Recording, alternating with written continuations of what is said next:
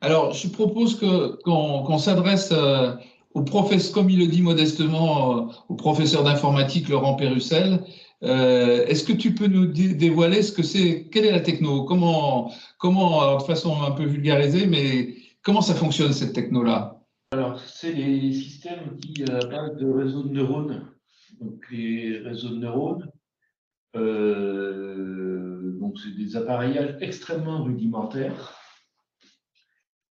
En gros, donc on a des signaux transformés sous forme de valeurs numériques en entrée. On applique une fonction. Le neurone, sa seule intelligence, c'est d'appliquer une fonction mathématique qui transforme l'ensemble des valeurs numériques qui étaient données en entrée en une valeur de sortie. Numérique, elle aussi. Ça, c'est la brique de base est extrêmement simple.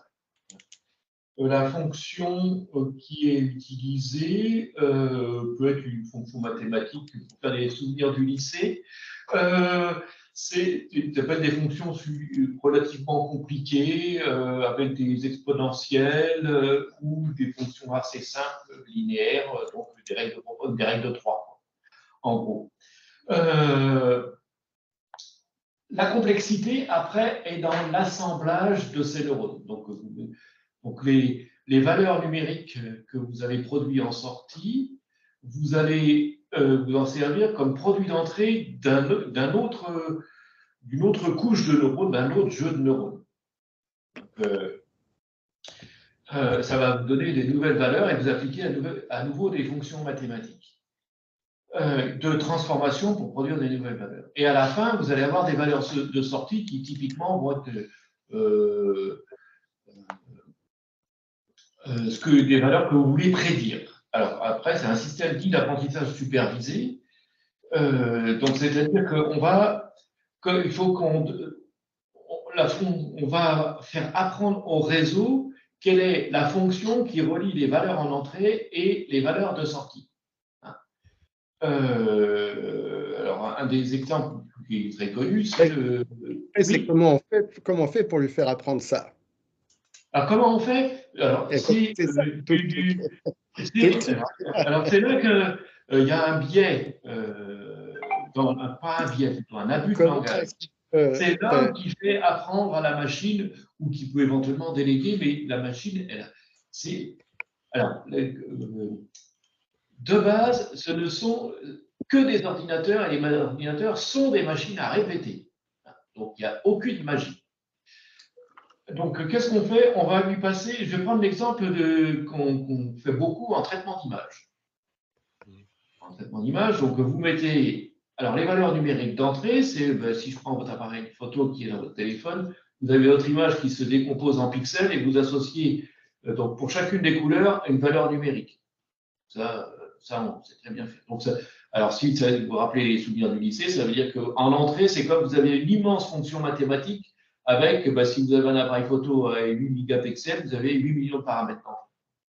Alors, à la sortie, vous avez une seule valeur de sortie, en gros, qui est, pour faire simple, qui est quel est l'animal qui est reconnu sur l'image que vous avez mis en entrée. Un chat, par exemple. Ouais. Un chat.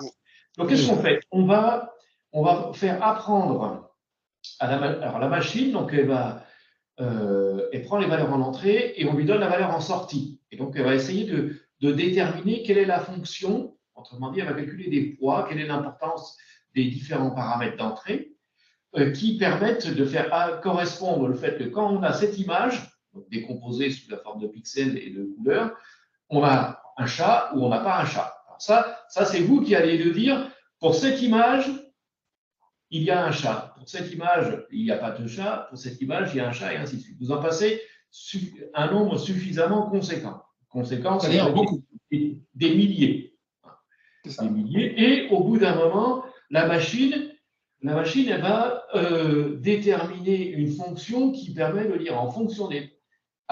Lorsque on a cette image-là, autrement dit, pour vous, le sens que vous lui donnez, c'est quand il y a cette forme-là, il y a un chat, parce qu'il y a à peu près ses contours, et il y a cette couleur qui correspond à un chat. Alors, en aucun cas, la machine ne dégage un processus analytique. C'est-à-dire que pour vous, un chat, c'est une grande queue, des oreilles pointues, un pelage gris, donc des concepts qui vous sont spécifiques, une approche analytique. Là, la machine, elle ne connaît rien de tout ça. Et c'est juste que, à peu près à cette forme-là, quand c'est cette forme-là, ça s'appelle un chat. Et donc, voilà comment ça marche, pour faire hyper simple. Alors moi, j'ai pas bien compris, parce que ce que j'avais compris, c'est que la différence entre le machine learning et le deep learning, c'est que justement, dans le machine learning, on donnait les critères à la machine, et elle trouvait avec les critères le chat, alors que dans le deep learning, avec ses couches de réseau, il arrivait, l'ordinateur, à trouver les critères tout seul, pour ensuite déterminer si c'est un chat. Et que c'était ça l'apprentissage profond. L'apprentissage profond, c'est que...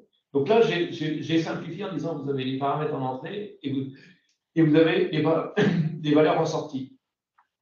Ce qui est profond, c'est qu'à l'intérieur, il y a des couches de neurones intermédiaires.